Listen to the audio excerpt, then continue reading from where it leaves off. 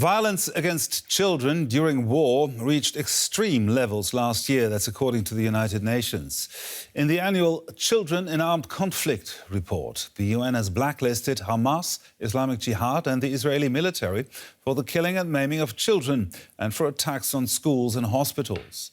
The war in Sudan is also highlighted in the report, which blacklists Sudan's army and their rival paramilitary forces for crimes against children. Sudan saw a nearly five-fold increase in violence against children between 2022 and 2023. The conflict between generals vying for power has been raging since last year. The civil war there has caused mass displacement and a threat of famine. 7-year-old Retaj is doing her daily chores. She fled to the Zamzam refugee camp in Darfur with her family to escape the clashes in the city of El Fasher. Before the war, we used to play. I came here with my mother, brothers and uncles. My dad is back home.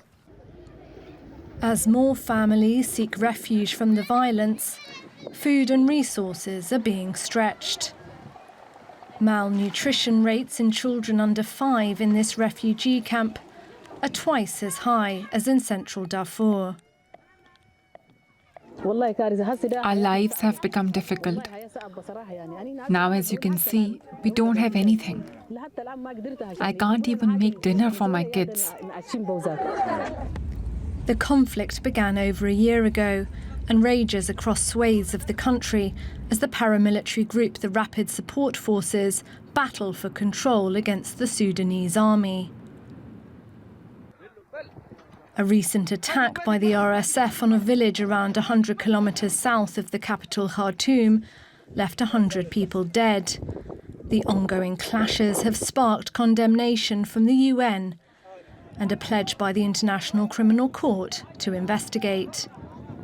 I don't want there to be any doubt that the information being collected by my office on a daily basis from Darfur seems to disclose an organized, systematic, and a profound attack on human dignity. And I believe, based upon the information we are receiving, that we are on the precipice of something even worse. The ICC is appealing for as much evidence as possible from witnesses in Sudan. As the violence continues, it is the country's children who are the worst affected. Let's speak now to Mutasim Ali. He's a legal advisor for the Raoul Wallenberg Center for Human Rights. Now, the UN's report says there has been a five-fold increase in grave violations against children in the past 2 years. Can you explain what this staggering number means? Absolutely. Thanks a lot for the interest. I think the UN report is really part of many other reports that demonstrate how brutal this war is.